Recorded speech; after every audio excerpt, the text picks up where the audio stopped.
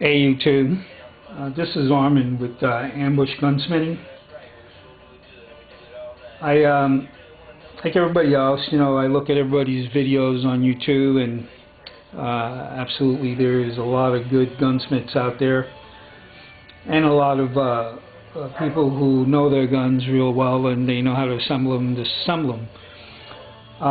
What I have found is that on the blogs that I go on and in the forums, there's been some questions about how to remove this tube and replace either the spring, or you might have this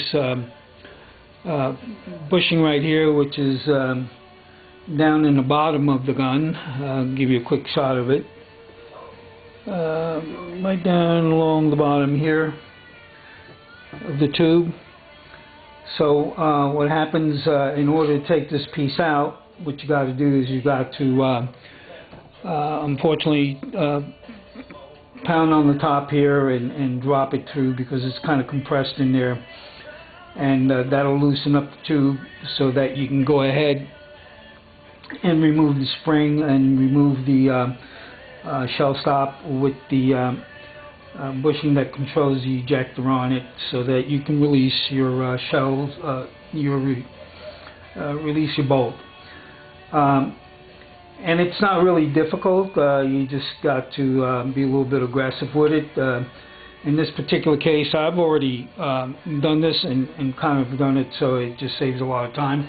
But I will go through the process so that you can see what it takes. What I use is a good piece, block of wood. Make sure you put the cap on for some extra support so you don't damage the tube. Set your block on the top and get yourself a good hefty sledgehammer, and it'll take maybe a couple of hits, and you just drop that down like so. Once you've dropped it down, as you can see, she's down at the bottom there, pretty much right down in here. She's already dropped down. At this point, what you can do is you can kind of rotate the tube, and when you rotate the tube, if you can see the tube turning, with my hand turning here, the tube will release this plastic bushing here, and when it releases that plastic bushing, it's going to release the spring and the shell cap. So what you want to do is you want to be careful that you don't lose that like that. Alright, now once you release that, you can go ahead and replace it with the new one, like I said, which I did. But what I didn't do in the process was to put the shell release piece in there, and I wanted to show what you do here is you just slide this piece right in here.